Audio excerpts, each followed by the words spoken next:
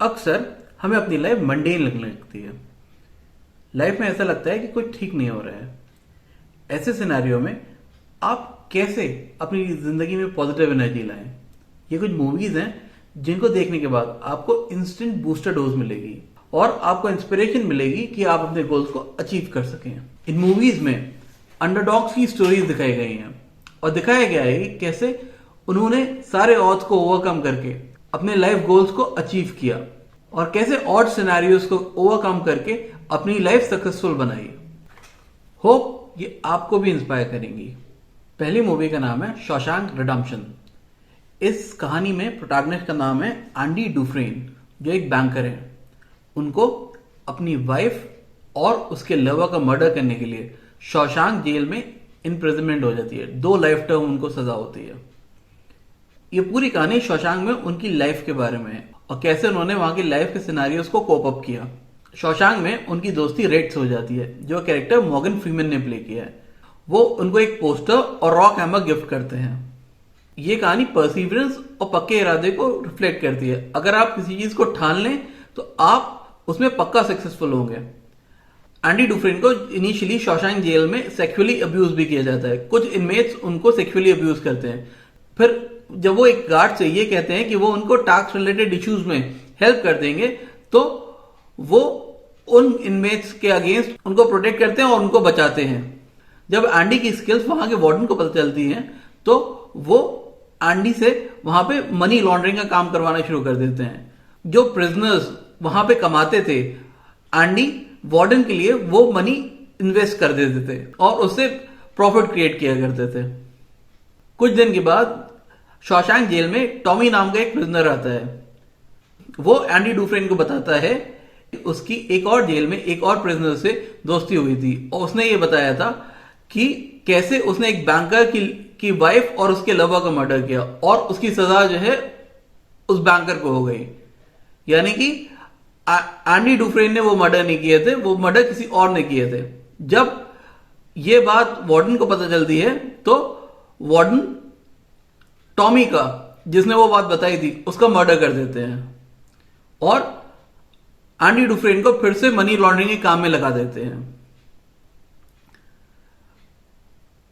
फिर लाइफ ऐसे ही चलती रहती है। वो सारी जेल की एट्रोसिटीज सहते रहते हैं।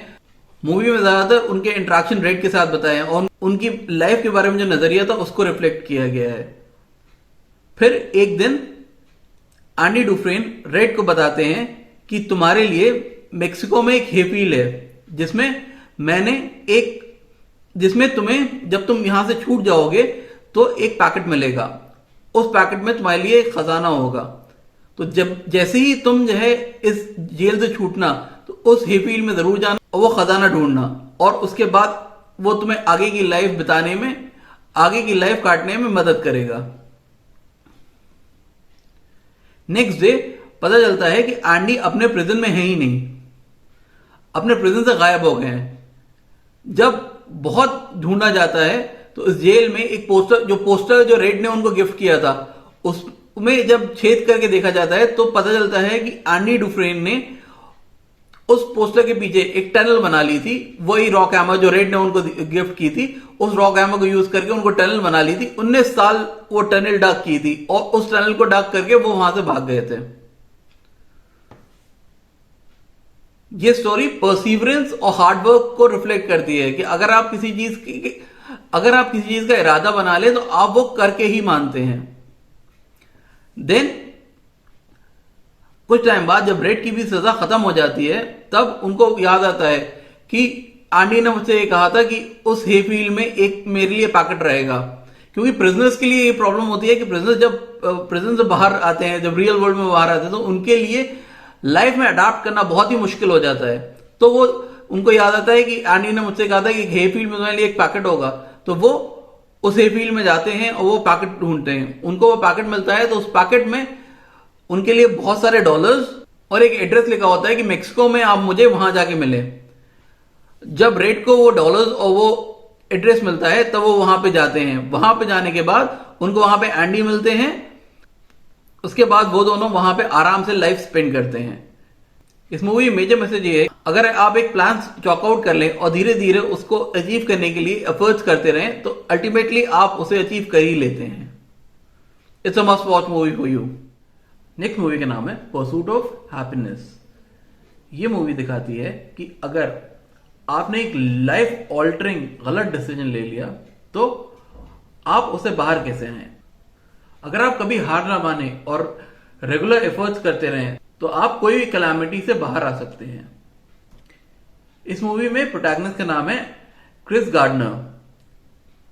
क्रिस गार्डनर अपनी पूरी लाइफ सेविंग एक स्कैनर में लगा देते हैं, एक्सरे स्कैनर, जो पुराने स्कैनर से बस स्लाइटली बेटर होता है बट 2 गुना महंगा होता है।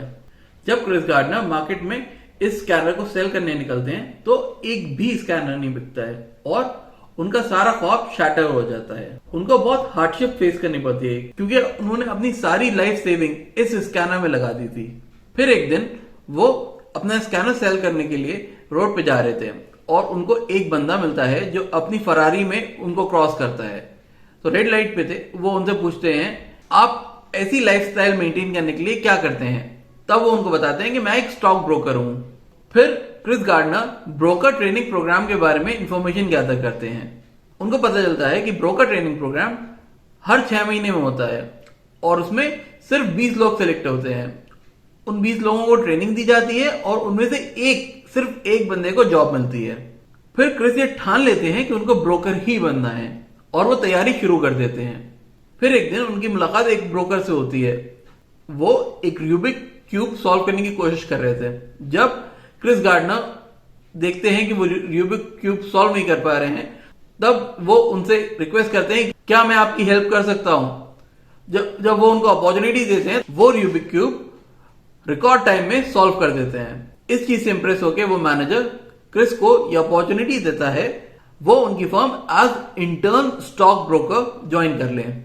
और इसके पैरेलल ये होता है कि क्योंकि कोई इनकम नहीं हो रही थी और सारी लाइफ सेविंग वो स्कैनर में लगा दी गई थी तो उनकी वाइफ उनसे तंग आके उनको छोड़ देती हैं और उनकी कार पार्किंग टिकट ना देने की वजह से सीज कर ली जाती है और उनको जेल हो जाती है।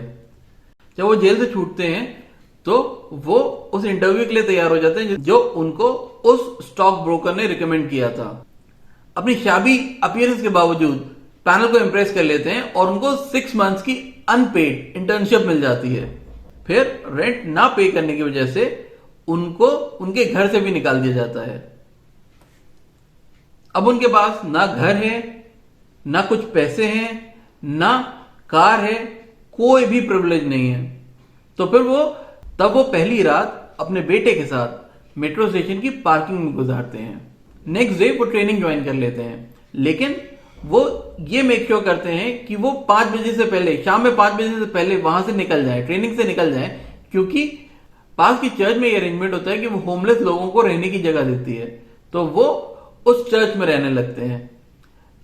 सुबह ट्रेनिंग करते थे और शाम में 5 बजे से पहले पहुंचते थे, अपने बेटे को लेके उस चर्च में चले जाते थे जिससे वो रात वहां पे स्पेंड कर सकें। ट्रेनिंग के साथ साथ वो स्टॉक ब्रोकर एग्जाम की तैयारी भी करते हैं, बहुत रिग्रेस मैनर में तैयारी करते हैं। क्योंकि इंटर्नशिप अनपेड थी वो उनके पास बिल्कुल भी पैसा नहीं होता है तो फिर क्या करते हैं वो अपना प्लाज्मा डोनेट करते हैं। प्लाज्मा डोनेशन बहुत ही टीडियस टास्क होता है, बहुत ही पेनफुल टास्क होता है।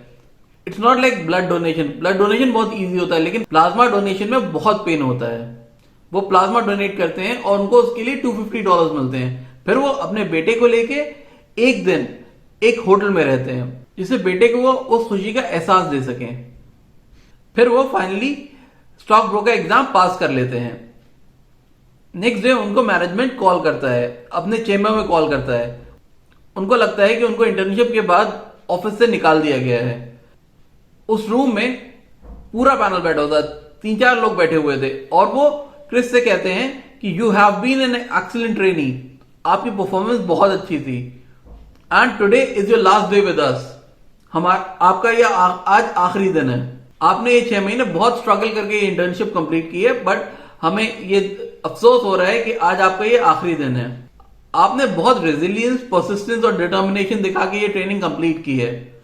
वो काइंड ऑफ एक फेयरवेल स्पीच की तरह क्रिस को प्रेजेंट करते हैं। लेकिन जब क्रिस वहां से जाने वाले होते हैं तब उनसे कहते हैं कि क्या कल आप हमारी फर्म को एज स्टॉक ब्रोकर ज्वाइन करना चाहेंगे?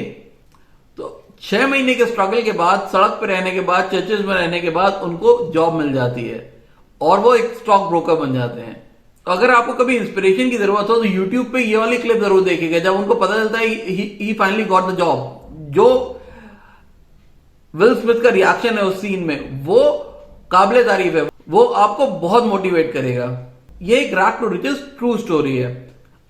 फिर क्रिस एज अ ब्रोकर काम करने लगते हैं, करते करते करते करते वो बहुत अर्न करते हैं और फिर फाइनली वो खुद की एक ब्रोकरेज फर्म स्टार्ट करते हैं।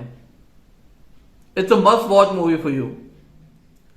If you are seeking an inspiration for a physical transformation, then Rocky series is perfect for you.